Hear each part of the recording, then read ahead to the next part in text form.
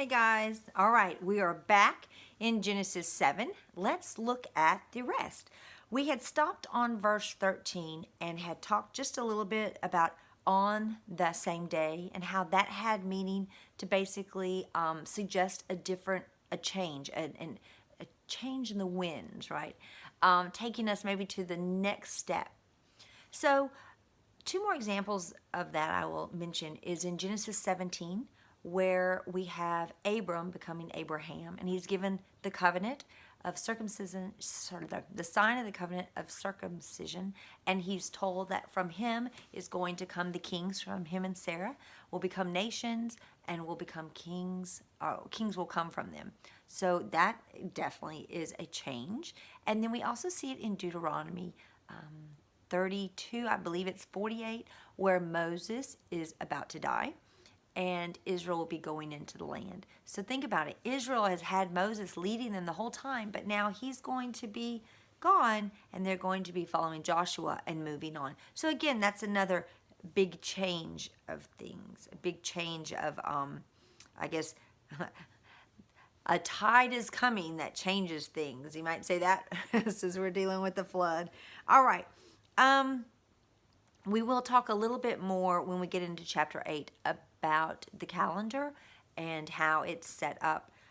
But before we do that, again, we see a repeating of the animals being brought in. We see the repeating of the waters coming on. And we see the repeating of,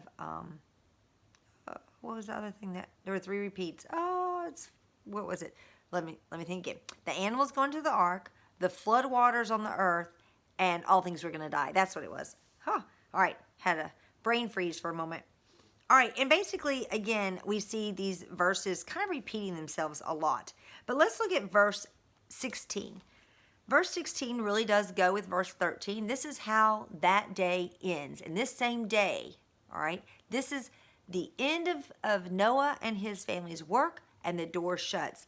And it says, and those going in, male and female of all flesh, went in as Elohim had commanded him, and Yahweh shut the door. So Elohim, the creator, commanded them, because we're going to get ready to recreate the earth. Go in. But the loving, merciful one, Yahweh, shut the door. And when I say that, I don't mean like they're different gods. I mean characteristics, attributes of the living God. The attribute of the living God that shut the door was not shutting it in judgment on those who are going to die. He was shutting it in love for those that he was going to preserve. Does that make sense? This isn't a shut it and keep everybody out. It's shut it and keep in. There's a difference in perspective. And we have to remember that, because I think sometimes our flesh is like, we look at the negative, but we need to look at the positive. And here the Lord's showing there's going to be the judge, Elohim, the creator, who said, do it this way. And then afterwards, that merciful one follows through. He shut the door. You know, we see that in Revelation 3:7, where the Lord shuts the door. It talks about for the church. If you think about it, we always hear, well, where God shuts the door, he'll open another one, right? Or let's put it this way. If the Lord shuts the door, you can't open it. But if the Lord opens the door, you can't shut it. So this was a door, huge door, that the Lord shut. What another testimony to all those in the ark. The testimony to those in the ark that they are doing what was right. They didn't mishear God. I mean, God shut the door to preserve them. He did it. I love the thought that that's giving testimony to everyone inside that ark. A peace that, all right, they did what was right. Because everyone's been telling them they're crazy. But they did what was right. And even with Methuselah gone for that last week, right? There's the guy who's been working with Noah, who's right side by side, teaching probably. And he's gone. So I'm sure it was quite a bit of relief for Noah, reassurance to have that door shut. You know, when you think about it, when that door shuts, what's happening on the outside? One, anyone around would be like, what the heck just happened? Because Noah didn't do that. But that door shut. You know, I wonder, did people see it? Could they see it? You know, the Lord provides a time of visitation. And basically, everyone outside that ark missed it. They either missed it because they weren't looking, one, or two, they missed it because they had already said no so long ago.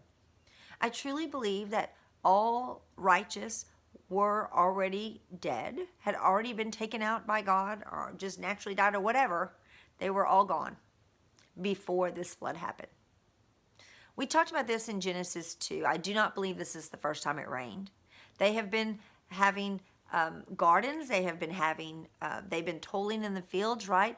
And I do believe it's been raining. Rain is a blessing. And here we see, could be a curse. Too much of a good thing, right? So I do believe it rained. I don't believe that they were freaked out when a drop of rain hit. Another reason why I say that is because I know that in movies and stuff, they always say, oh, look, people, when it rained, they start freaking out and banging on the ark. You know, I don't know. There, at some point, would probably be, yes, some screaming, I'm sure. But when that door closed and rain started, if my theory that it had rained before is correct, and rain starts to fall, then they were just like, no big deal. See, if rain wasn't peculiar, then they still weren't getting it. It wasn't until the depths of the fountains of the earth burst open and the rain. I don't think any of these made it 40 days to realize how long it rained. When the water from underneath the firmament burst open, that was the point that I think people were like, woo, bad decision. Or they had such a hatred for God that they immediately were just blaming him, or however, I don't know. We tend to, in our own delusion, right? We blame God for something that really is our fault. So again, I don't think the raindrops are really what freaked people out. It was the water gushing up from underneath. The Lord made this go quickly. He didn't make them, he didn't go to their ankles and their knees and they're wading through their houses trying to sleep. This didn't take days. This did not take days. It says in verse 24 that the waters were mighty and were on the earth for 150 days. That's 5 months. So the waters break open, and for 5 months, it's raining for 40 days, but for 5 months, that water is on the earth. So you may be going, but remember, from the beginning, we learn the end. Do you know in Revelation 9 that a pit is open from underneath, like the foundations, just like these deep waters were opened? A pit is opened, and out of it comes locusts, and they are allowed to create havoc and injure people for 5 months, 150 days. Don't you find that incredible? We both have 2 times in the end and the beginning of opening up from the earth and coming out and torturing, or having its way for 150 days.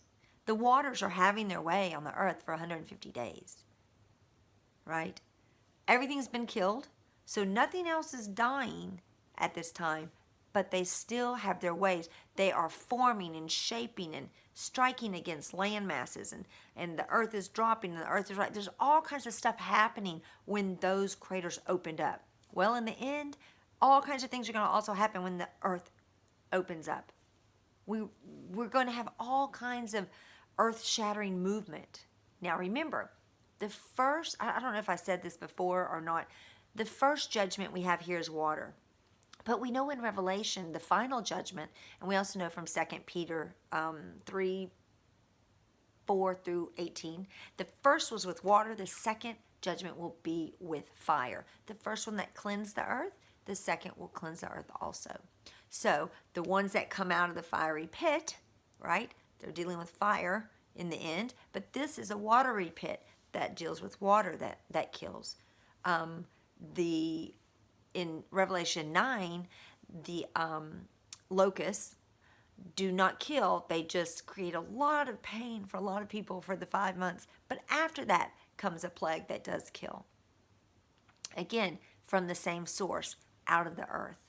So just a little thought process for us to to, I guess, mull over as we think about how we're learning from the end, learning the end from the beginning. Okay, so let's see. Let's look at verse 17. And the flood was on the earth 40 days, and the waters increased and lifted up the ark, and it rose high above the earth.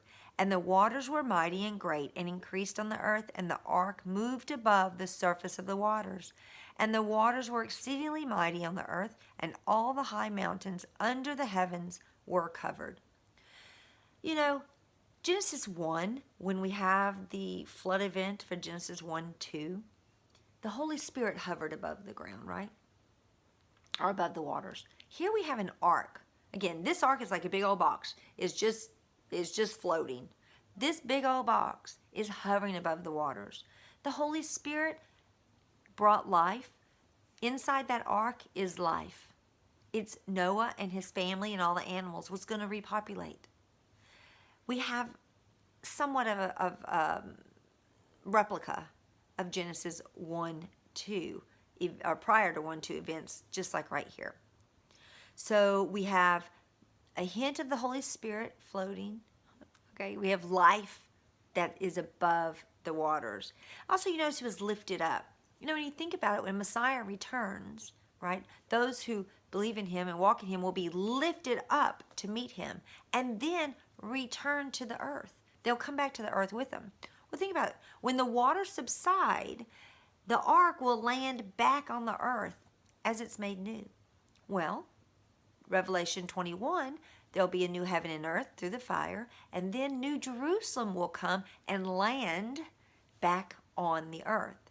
I often wonder if those who are called in his name, those who are preserved, all right, those who are called up, I guess, as we'd say in a rapture, whenever, I'm going to suggest is at the end, if they're in New Jerusalem, and that's where, just like the ark, kept, while the fire is cleansing the earth, kept in the ark, kept in New Jerusalem, and then it comes back down.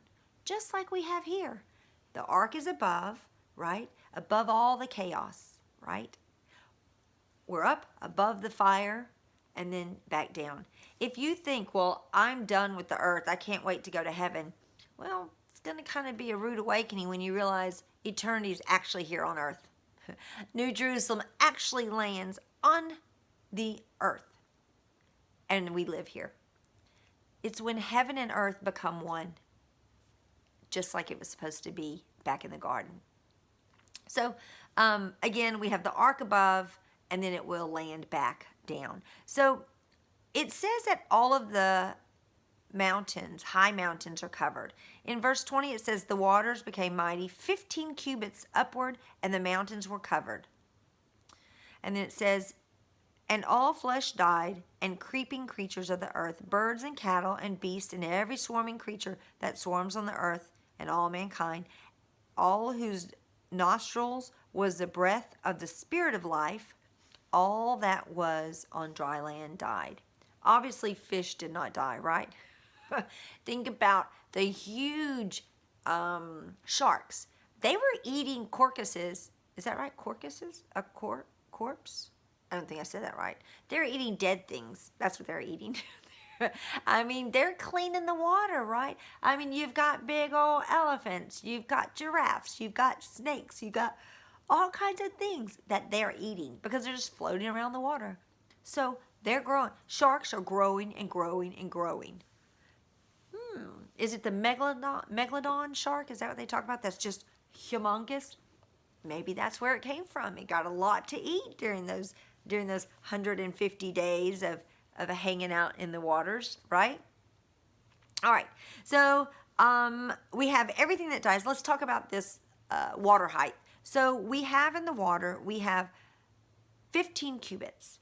According to our American math, that's close to about 18 inches. So if you take 18 inches and multiply it with 15 cubits, we end up with about 270 feet.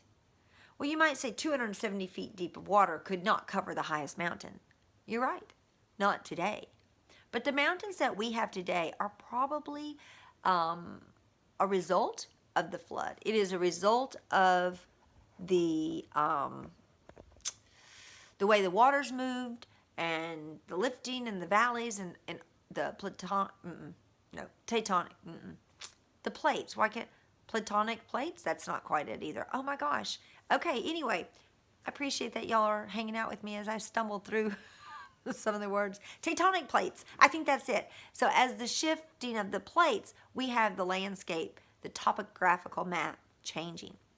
Listen, the Lord made sure that with 270 feet of water, it was enough to cover the highest mountaintop, plus anything that could stand on the mountaintop. So if you've got a giant, you have a giraffe, you have whatever, it cannot survive.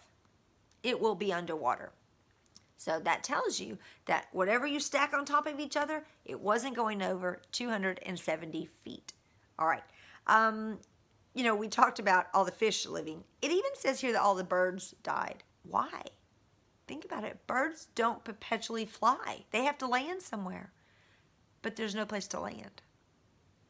Which does make me wonder about ducks or birds that live in the ocean, that they fly, but they can land and settle in the water.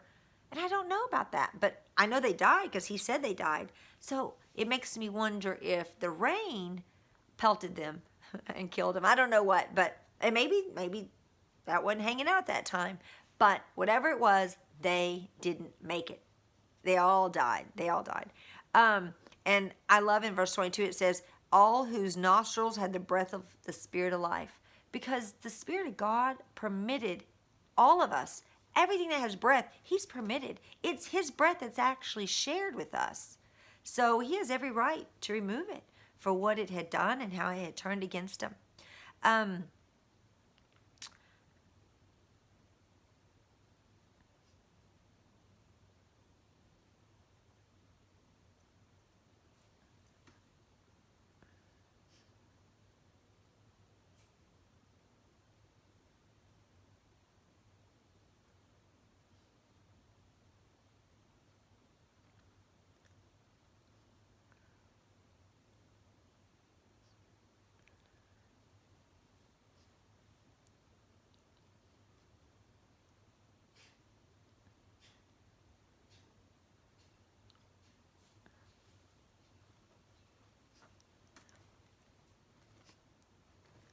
The last thing I want to talk about goes back to the 40 days.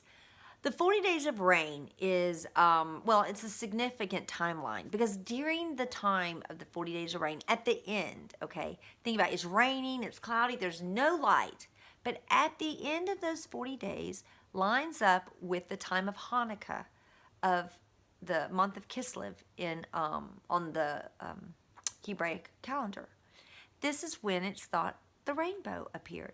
Now, I know that it's not discussed until later when Noah sees it, but it is thought that as a festival of lights, because everything, remember, it acts in a cycle, that during this time of what later will become known as the Festival of Lights, the rainbow actually appears.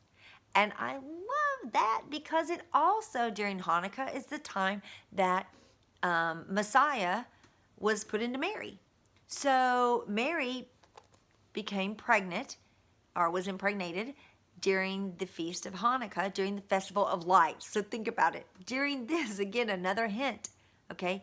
The light comes into the world. We have the rainbow, which a rainbow requires the sunlight in order to have, right? So you have darkness. The sunlight comes, and when it comes, it produces this glorious rainbow.